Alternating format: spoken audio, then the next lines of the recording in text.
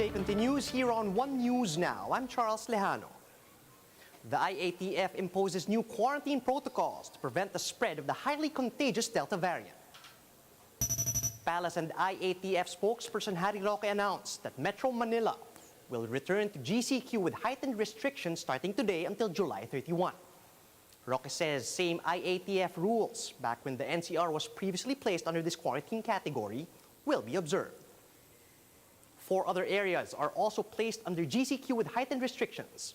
These are Ilocos Sur and Ilocos Norte, which were previously under MGCQ, as well as Davao de Oro and Davao del Norte, which were previously under MECQ. Roque also notes that since these areas are under heightened restrictions, children 5 years old and above will no longer be allowed to go outdoors. Travel restrictions will also be imposed on all travelers coming from Malaysia and Thailand. Starting on Sunday, such travelers, as well as those with travel history to Malaysia and Thailand, will be prohibited from entering the Philippines until the end of the month. The Health Department is flagging the increase in COVID-19 infections in NCR plus areas, as well as in the Visayas. However, the DOH clarifies that the rise in cases does not automatically mean that there's already a surge being caused by the Delta variant. To discuss this and other issues raised during today's health briefing, we have Greg Gregorio. He's joining us live from Mandaluyong. Good afternoon again. Greg, could you tell us what are the specific areas in NCR Plus that have reported spikes in cases? Charles, according to the Department of Health, all provinces included in the NCR Plus, which are Cavite, Laguna, Rizal, and Bulacan, are showing increase in cases. There are also increase in cases amongst the cities in the NCR, in the National Capital Region. Charles? Greg, could you give us a better idea of what the COVID-19 situation is like in other areas of the country? Charles, according to Health Undersecretary Maria Rosara Vergere, aside from the increasing cases observed in the NCR Plus, they're also seeing increase in cases in Visayas and Mindanao. While in the rest of Luzon, they are seeing a plateauing cases of COVID-19. Charles? Of course, the question remains as to whether these are attributable to the Delta variant cases.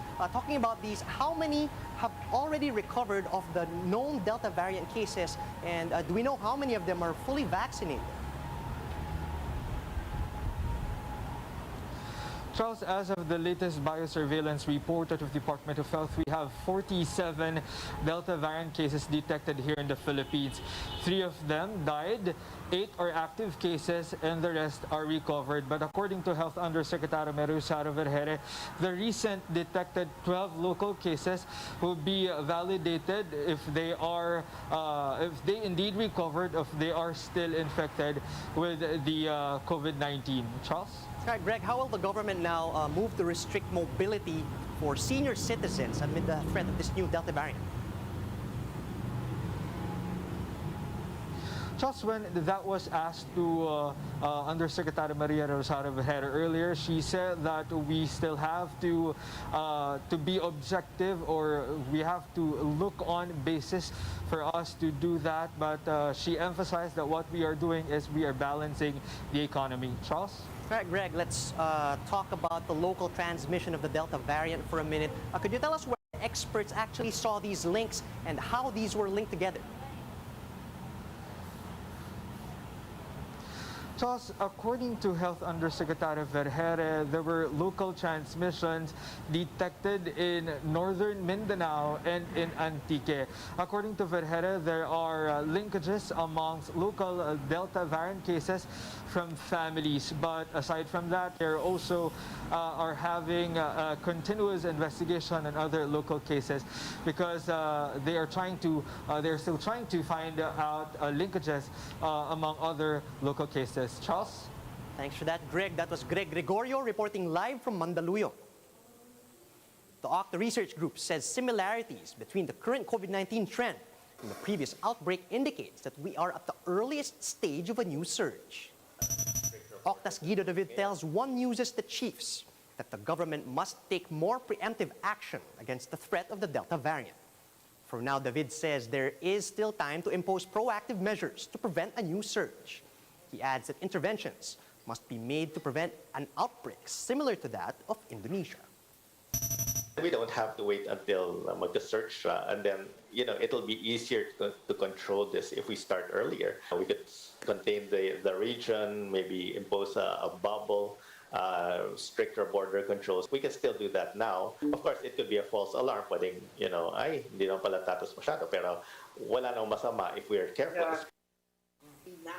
Meanwhile, infectious disease specialist Dr. Ana Ong Lim advises Filipinos to reconsider plans for going out for non-essential purposes. The expert also notes that the country's healthcare system is prepared and might have a fighting chance against the Delta variant, but only if the public is also mindful of their behavior. I think people should rethink how they move. I mean, regardless of what quarantine restrictions are going to be imposed in the community, I think dapat marunong mag-isip ang bawat individual. Yung ilalabas mo ba today, kung nahawaan ka ng Delta, hindi mo ba isisisi, ipagkasisisi yun. I think we've lived long enough with this for us to know how to behave. An infectious disease expert points out that there isn't much of a difference between the symptoms caused by the Delta variant and those caused by other coronavirus variants. However, in an interview with Radio 5, Dr. Edsel Salvaña said that the most notable difference is the severity of cases with the Delta variant. Salvaña explained that the Delta variant is up to 40% deadlier compared to the other existing COVID variants. But he clarified that about 80% of infections would still have mild symptoms. Sinasabi ko lang talaga sa Delta sa mga tao, unang-una, mas nakakahawa to. Pangalawa, mas nakamamatay. At nakikita rin natin, even yung mga mas bata sa mga seniors, pwedeng magkaroon talaga ng severe disease.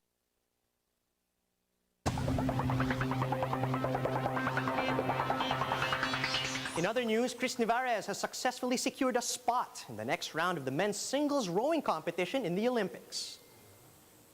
This comes after Nievarez finished third during today's competition, just a few seconds behind Croatia and ROC. With this win, he is automatically eligible to compete in the quarterfinals. Nievarez credits his victory to his training with Ukrainian coach Shukrat Ganyev, as well as being able to train for 5 days in Tokyo. 30 Ravenna is making his Gilas Pilipinas return by headlining the national team's 15-man lineup at the King Abdullah Cup in Jordan starting this July 26. Joining Ravenna in the lineup are RJ Abarientos, Justine Baltazar, SJ Belangel, Gian Chu, and Isaac Go. Jordan Herring will also be part of the team, as well as Dave Ildefonso and Angelo Kwame. Completing the 15-man crew are William Navarro, Matt and Mike Nieto, Dwight Ramos, Ray Suerte, and Carl Tamayo. Gilas Program Director Tab Baldwin remains the head coach of the contingent. And those are the top stories at this hour. Join us later at 1 p.m. as we continue to monitor the day's biggest stories.